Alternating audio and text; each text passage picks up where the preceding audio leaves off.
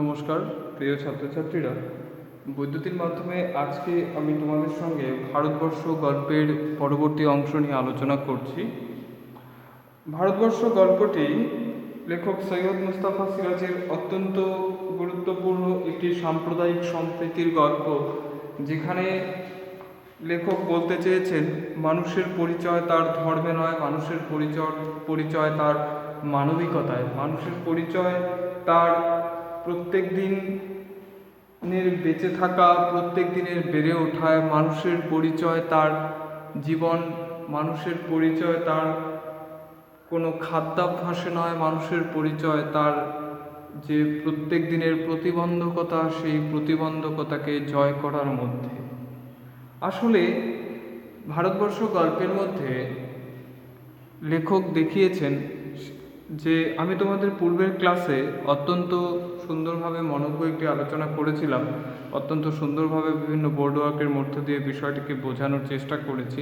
আমি আশা রাখছি যে তোমরা সকলেই বিষয়টিকে বুঝতে পেরেছো, কিন্তু তার সঙ্গে আরও কিছু বিষয় যেহেতু তোমাদের প্রশ্নের প্যাটার্নে এমসিকিউ পোর্শনটা অত্যন্ত গুরুত্বপূর্ণ একটি অংশ, আর সেই কারণেই এমসিকিউর উপর জোর দিতে গিয়ে আমাকে বিভিন্ন বিষয়, বিভিন্ন পর্ব নিয়ে একটি ধারাবাহিকতা বজায় রেখে আলোচনা করতে হচ্ছে।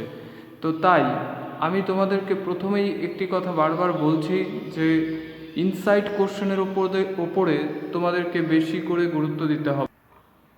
এই ইনসাইট কোশ্চেনকে যদি গুরুত্ব না দাও তাহলে কিন্তু এমসিকিউ ক্ষেত্রে ভীষণভাবে মার খেয়ে যাবে। তাই প্রথমত বলছি যে দেখো, বোর্ডে একটি চার্ট করে দেওয়া আছে।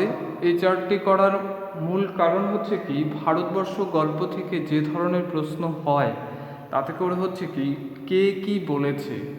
তো সেই বক্তব্য আমি এখানে সম্পূর্ণটা করে দিইনি। তো মূলত এখানে যতগুলো করা রয়েছে সেগুলো অত্যন্ত গুরুত্বপূর্ণ হিসেবেই আমি করে দিয়েছি। তাছাড়াও আরও কিছু রয়েছে, যেমন ধরো জয় মা কালী যবন নিধনে অবতীর্ণ হও, ভট্টাচার্য মশাই বলেছে, বা যে গল্পের শেষ দিকে চৌকিদার বলেছিল যে বুড়িমা তুমি মরণী। তো এই ধরনের যে বিভিন্ন বক্তব্যগুলো রয়েছে, এই বক্তব্যগুলো তোমাদের কাছে অত্যন্ত গুরুত্বপূর্ণ এবং তোমাদের আলোচনার ক্ষেত্রে এবং এক্সামের জন্য অত্যন্ত গুরুত্বপূর্ণ। এই অংশটির একটি স্ক্রিনশট তোমরা নিয়ে রাখো, তাতে করে তোমাদের বিষয়টি তোমাদের পড়তে অনেক সুবিধা হবে এবং যে কি প্রশ্নের ধরন ধারণের ক্ষেত্রে এটা তোমাদেরকে অত্যন্ত সাহায্য করবে। কোনো রকম যে বিভিন্ন রেফারেন্স বুক যেগুলো রয়েছে, তো সেই বইগুলোতেও এই বিষয়গুলো এভাবে সাজিয়ে দেওয়া নেই। তো আমি তোমাদের সুবিধার্থে এটা করে দিয়েছি। তো তোমরা এটা, আমি আশা করব যে তোমরা অ্যাসাইনমেন্ট কপিতে এটা লিখে রাখবে। আরেকটি বিষয় যেটা অত্যন্ত জরুরি, সেটা যে ভারতবর্ষ গল্পের যে মনোজ্ঞ আলোচনা তোমাদেরকে করে দিয়েছি, সেই সঙ্গে এর থেকে আরও কিছু প্রশ্ন তোমাদের কাছে অত্যন্ত গুরুত্বপূর্ণ। সেটা যে ভারতবর্ষ গল্পের যে বাজারের পরিচয় লেখক দিয়েছেন, সেই বাজারের পরিচয় বিষয়ে তোমাদেরকে মাথায় রাখতে হবে। আমি আশা করব যে তোমাদের কাছে সাহিত্য চর্চা বলে পশ্চিমবঙ্গ উচ্চ মাধ্যমিক শিক্ষা সংসদের যে বইটি, এই বইটি আমি আশা করব তোমরা সকলেই ম্যানেজ করে নিয়েছো, কারণ এটি বাইরে কোথাও কিনতে পাওয়া যায় না। তো যদিও পাওয়া যায়, তো অনেক আগের কিছু এডিশন হয়তো কিছু দোকানে পেয়ে যাবে, কিন্তু বর্তমানে এই বইটি যারা যারা এইচএস যেহেতু কবির চলছে, তো সেই কারণে এই এখন পরবর্তী ক্ষেত্রে যে বই দেওয়ার কোনো রকম সাহস করতে পারছে না, যে তারা কি হবে না হবে, সকলেই একটা দোলাচলতার মধ্যে, একটা দ্বিধাদ্বন্দ্বের মধ্যে রয়েছে। তো যাই হোক, তোমরা এই বইটি আমি আশা করবো যে তোমরা ম্যানেজ করে নেবে। তো মূলত বলে দিচ্ছি যে দেখো, ভারতবর্ষ গল্পের ক্ষেত্রে কিছু পর্ব রয়েছে যেগুলো অত্যন্ত গুরুত্বপূর্ণ। ভারতবর্ষ গল্পের ক্ষেত্রে প্রথমতই তোমাদের দেখতে হবে যে একটি বাজারের পরিচয় রয়েছে, অর্থাৎ যে গ্রামে যেমন বিদ্যুৎ নেই কিন্তু বাজারে বিদ্যুৎ রয়েছে, কিন্তু সেই সঙ্গে বাজারের যে সূক্ষ্ম পরিচয়, সেখানে অনেক কিছু এমসিকিউ কোশ্চেন রয়েছে। যেমন ধরো, 3টে চায়ের দোকান, 2টো সন্দেশের, 3টে পোশাকের, একটা মনোহারীর, আর দুটো মুদিখানা আর একটা আড়ত আছে। আড়ত মানে হচ্ছে কি, আড়ত মানে হচ্ছে বলতে পারো যে গোডাউন। তো সেক্ষেত্রে যে মানে মালঘর বা গুদামঘর যেগুলোকে বলা হয়, একটা হাস্কিং মেশিন আছে। হাস্কিং মেশিন মানে হচ্ছে কি ধান ভাঙানোর বা গম ভাঙানোর যে মেশিনগুলো, সেগুলোকে বলা হয় হাস্কিং মেশিন। আর তার পেছনে ইট ভাটা, চারপাশের গ্রাম থেকে লোকেরা আসে, রাত 9টা অবধি জমাটি ভাব থাকে। অর্থাৎ কি, যে ভারতবর্ষ গল্পে বাজারটির যে পরিচয় দেওয়া রয়েছে সেটি অত্যন্ত গুরুত্বপূর্ণ একটি অংশ এবং এটা প্রশ্নের জন্য গুরুত্বপূর্ণ। তারপর হচ্ছে কি, তারপরেই ভারতবর্ষ গল্পের মধ্যে আমাদেরকে যেটা অত্যন্ত গুরুত্ব সহকারে দেখতে হবে সেটা হচ্ছে কি, তাহলে দেখো প্রথমত গুরুত্ব সহকারে দেখার দরকার আছে কিসের, দেখার দরকার আছে বাজারের পরিচয়। ঠিক আছে, বাজারের পরিচয় এই অংশটি তোমাদেরকে অত্যন্ত গুরুত্ব সহকারে দেখতে হবে। তারপর রয়েছে কি ভারতবর্ষ গল্পের সময়কাল, অর্থাৎ ভারতবর্ষ গল্পের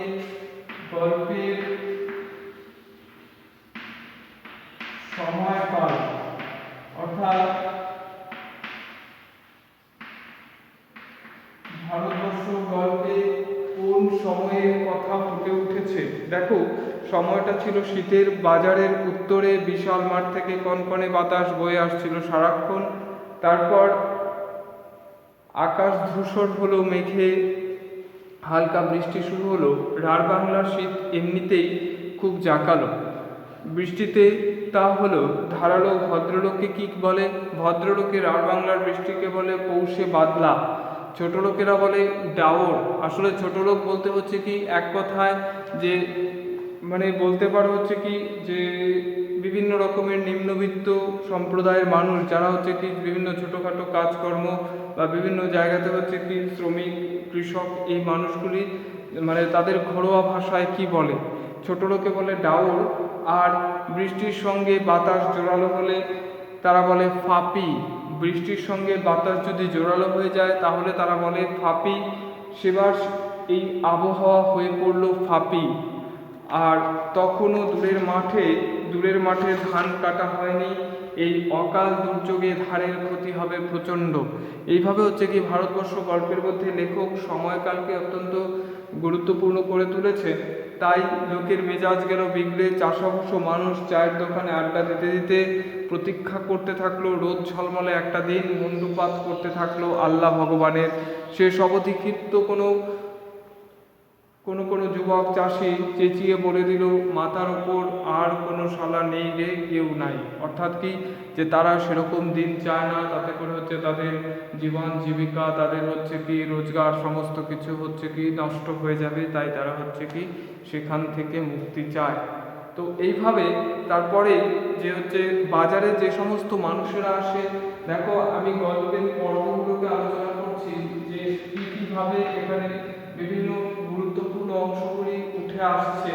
যে যারা হচ্ছে কি বাজারে আসা মানুষদের, বাজারে আসা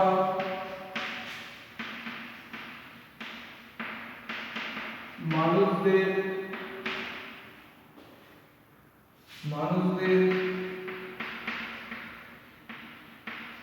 আড্ডার প্রসঙ্গ। ঠিক আছে, অর্থাৎ তারা কি কি বিষয় নিয়ে গল্পগুজব করছে সেই বিষয়গুলোকে আমাদের দেখতে হবে। তো সেক্ষেত্রে তারা কি বলছে, দেখো বোম্বাইয়ের অভিনেতা অভিনেত্রী কিংবা গায়ক অথবা ইন্দিরা গান্ধী মুখ্যমন্ত্রী, এমএলএ নয়তো সরা বাউরি, সে সবই এসে পড়ে তাদের গল্পের মধ্যে। আর হচ্ছে কি জোর কথা কাটাকাটি হয়, চাওয়ালার বিক্রি বাট্টা বাড়ে। মানে কি শুধুমাত্র লাভের লাভ কার হয়, লাভের লাভ হচ্ছে সেই চায়ের দোকানের হয়। ধানের মরশুম আজ না হোক কাল পয়সা পাবেই, তাই ধারের অঙ্ক বেড়ে চলে। অর্থাৎ কি মরশুম যতই খারাপ হোক না কেন, তাদের হচ্ছে কি আবহাওয়া একটু হচ্ছে ঠিক হয়ে গেলেই তারা হচ্ছে কি তারা জমির ধান বিক্রি করে দেবে, আর তখনই তারা হচ্ছে কি তাদের হাতে কিছু পয়সা আসবে, আর সে তখন তারা হচ্ছে কি তারা সেই দোকানের ধার মিটিয়ে দিতে পারবে। এইভাবেই হচ্ছে কি এই মানুষগুলো বিভিন্নভাবে হচ্ছে সুখ স্বপ্নে বিভিন্ন রকমের যে আশা স্বপ্নে তারা হচ্ছে কি জীবন অতিবাহিত করে। এরপরেই দেখো সেখানে এসেছে কি সেই রাক্ষসী ভিখারি বুড়ির কথা বা বৃদ্ধার কথা। তো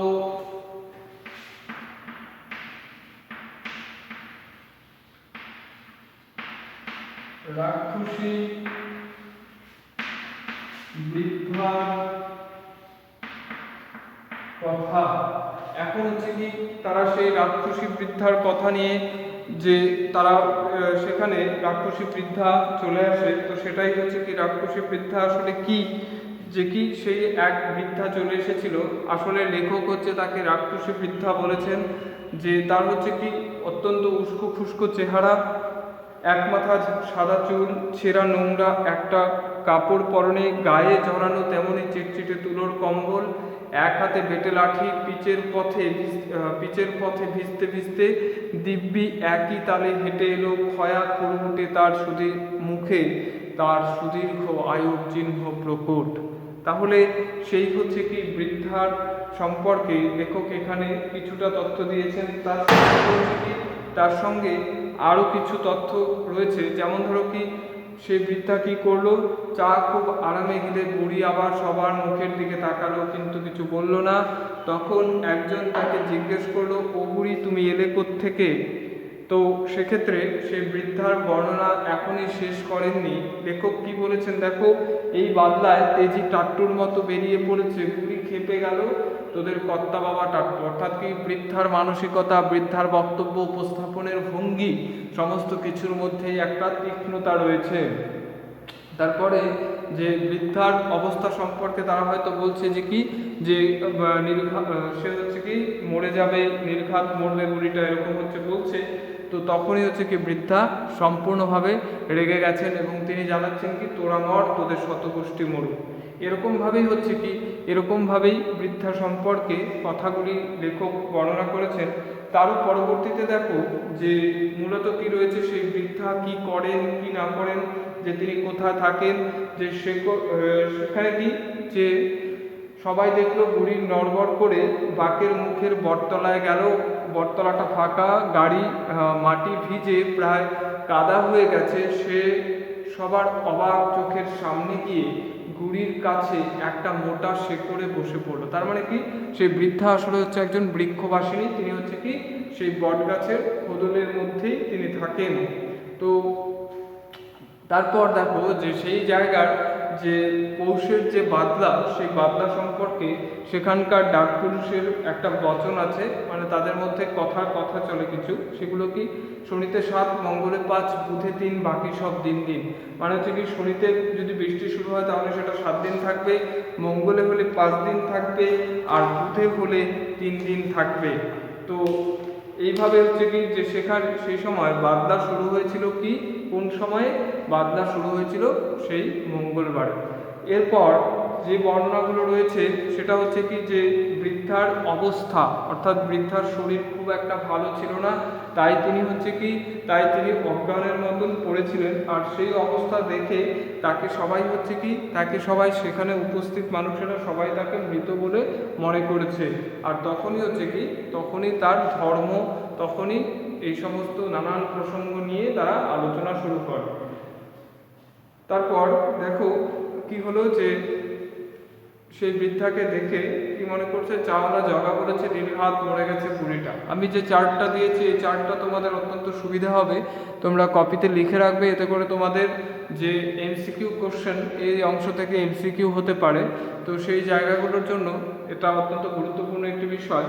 তো তারপর দেখো কি হলো, যে শেয়াল কুকুরে ছিঁড়ে খাবে, গন্ধে টেকা যাবে, এরকমভাবে বৃদ্ধার দেহ নিয়ে তারা সেই সময় আলোচনা করছে।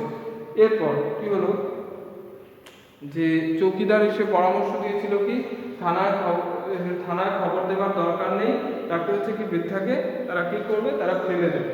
তো কি হলো, সে এসে বললে থানায় খবর দিয়ে কি হবে, খাপিতে একদিকে পটল তুলেছে, তার আবার থানা পুলিশ। চোরটা 5 কোষ দূরে থানায় খবর দাও। তারপর ওনার আস্তে আস্তে রাত দুপুর ততক্ষণে গন্ধ ছুটবে, কবে মরেছে হিসেব আছে নাকি, দেখছো না ফুলের ঢোল হয়েছে কেমন, নদীতে ফেলে দিয়ে এসো ঠিক গতি হয়ে যাবে। তার মানে কি, নদীতে ফেলে দিয়ে আসো, সেটা হচ্ছে কি চৌকিদারের পরামর্শ ছিল।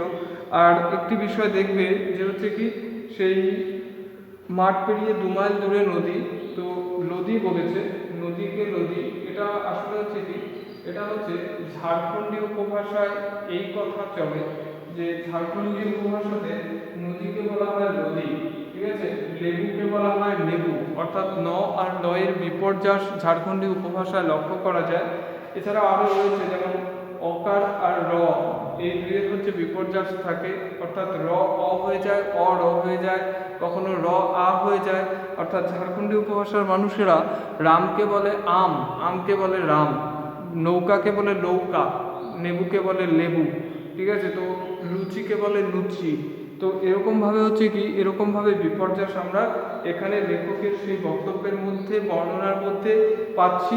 তো এরপর দেখো কি হয়েছে, এরপর একে একে তারা হচ্ছে কি, একে একে সেই মানুষগুলি, এখানে চার্টে যে মানুষগুলির কথা রয়েছে, তারা হচ্ছে কি, তারা একে একে কি বলছে যে আমি এটা শুনেছি, ও এটা শুনেছে, এই সমস্ত ব্যাপার নিয়ে তাদের মধ্যে হচ্ছে কি একটা ভীষণ রকমের কোন্দলের সৃষ্টি হয়, একটা ভীষণ রকমের ব্যাপক একটা হচ্ছে কি উত্তেজনাপূর্ণ পরিস্থিতি তৈরি হয়। আর সেই মুহূর্তে হচ্ছে কি, সেই মুহূর্তে কেউ বলছে, ফজলু শেখ যেমন বলেছিল কি, আমি সকরণে শুনেছি বুড়ি লা ইলাহা ইল্লাল্লাহ বলছে। তো এভাবেই নিবারণ বাগদি কি বলল, যে এক সময় দাগি ডাকাত ছিল, সে চেঁচিয়ে বলে উঠলো কি, চেঁচিয়ে বলে উঠলো মিথ্যে, করিম ফরাজি এখন খুব নামাজ পড়ে, বান্দা মানুষ, বান্দা মানুষ মানে হচ্ছে কি, খুব হচ্ছে কি, খুব হচ্ছে আল্লাহ বা ঈশ্বরের আরাধনা করেন।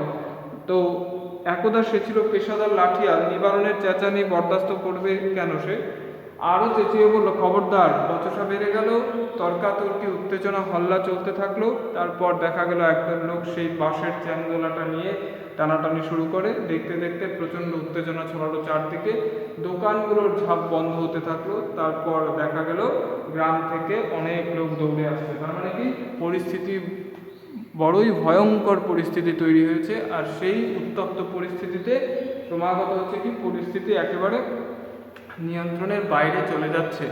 এরপর দেখো মারাত্মক অস্ত্রশস্ত্র সবার হাতেই, তার মানে বোঝা যাচ্ছে যে একটা কি ভীষণ রকমের গণ্ডগোল তৈরি হবে। চ্যাংদোলাটা তখন পিচের উপর বুড়ির মরার দুপাশে স্পষ্ট দুটো জনতা দাঁড়িয়ে গেছে, মানে কি অসংখ্য মানুষ দাঁড়িয়ে গেছে। দুদলের হাতেই অস্ত্রশস্ত্র, পরস্পরকে লক্ষ্য করে গালাগালি চলছে। মাঝে মাঝে মোল্লা সাহেব চেঁচিয়ে উঠছেন, মুসলিম ভাই সকল জেহাদ জেহাদ। জেহাদ কথার অর্থ হচ্ছে কি, জেহাদ কথার অর্থ হচ্ছে ধর্মযুদ্ধ। জেহাদ জেহাদ, নাকায়েত কবির, আল্লাহু আকবার। অন্যদিকে ভট্টাচার্য মশাই গর্জে বললেন, জয় মা কালী, জবন নিধনে অবতীর্ণ হও মা, জয় মা কালী কি জয়। তো ধুন্ধুমার গর্জন প্রতিগর্জন, এবং দেখা গেল বিপন্ন আইনরক্ষক বেচারা নীল উর্দি পড়া চৌকিদার তার লাঠিটি উঁচিয়ে মাঝখানে দাঁড়িয়ে গাছে ও দুপক্ষকে দাঁড়িয়ে আছে এবং দুপক্ষকে কিছু বলার চেষ্টা করছে। তার মানে কি, যে সেই চৌকিদার বারবার হচ্ছে কি তাদেরকে ক্রমাগত হচ্ছে থামানোর চেষ্টা করছে, কিন্তু কেউই থামছে না। যখনই মুসলিম পক্ষ এক পা এগিয়ে আসে, সে মরিয়া হয়ে লাঠিটা পিছে ঠুকে গর্জায় সাবধান। আবার হিন্দু পক্ষ হয়ে গেলে সে একইভাবে সেদিকে লাঠি ঠুকে চেঁচায় খবরদার। কতক্ষণ সে মারমুখী জনতাকে ঠেকিয়ে রাখতে পারত কে জানে। সে এবার পর্যায়ক্রমে পাগলের মতো দুদিকে একবার করে পিছে লাঠি ঠুকতে শুরু করলো, খটখট খটখট শব্দে কাঁপতে থাকলো। তারপরে দেখা গেল অদ্ভুত দৃশ্য।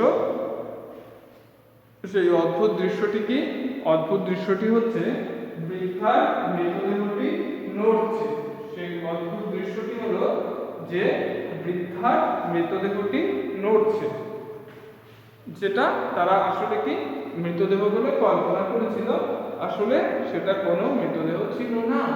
এবার তাহলে দেখো কি হলো, যে নড়তে নড়তে উঠে বসার চেষ্টা করছে, দুদিকে সশস্ত্র জনতা ফ্যাল ফ্যাল করে তাকিয়ে আছে, চৌকিদার হা করে দেখছে।